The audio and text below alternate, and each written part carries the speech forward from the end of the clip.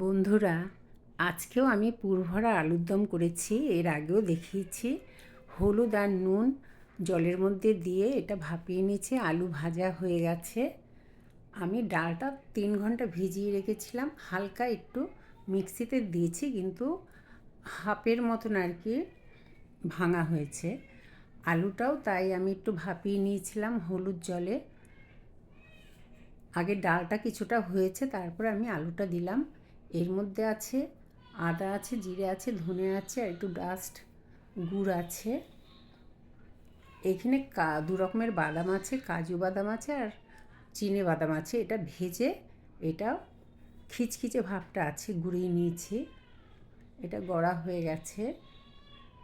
আর এইগুলো পেস্ট করে নেব। একটু আমন্ড দিলাম, এর মধ্যে একটু কাজু আছে নিচে, আদা, কাঁচা লঙ্কা, একটু দই দিয়ে দিলাম, টমেটো আছে, নুন দিলাম, একটু ডাস্ট গুঁড়ো দিলাম, দিয়ে ভালো করে পেস্ট করে মিশিয়ে নেব আর কি। অল্প হলুদ দিয়েছি, জিরে দিয়েছি, তেজপাতা আর একটু হিং দিলাম।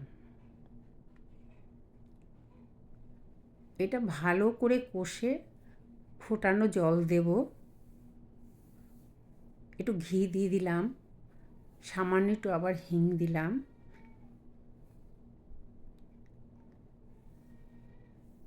এগুলো তৈরি হয়ে গেছে।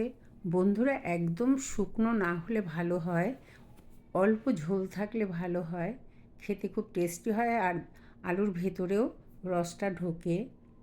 খুব ভালো হয়েছে খেতে, আমার মেয়ে বলেছে। আপনারা করে খেতে পারেন।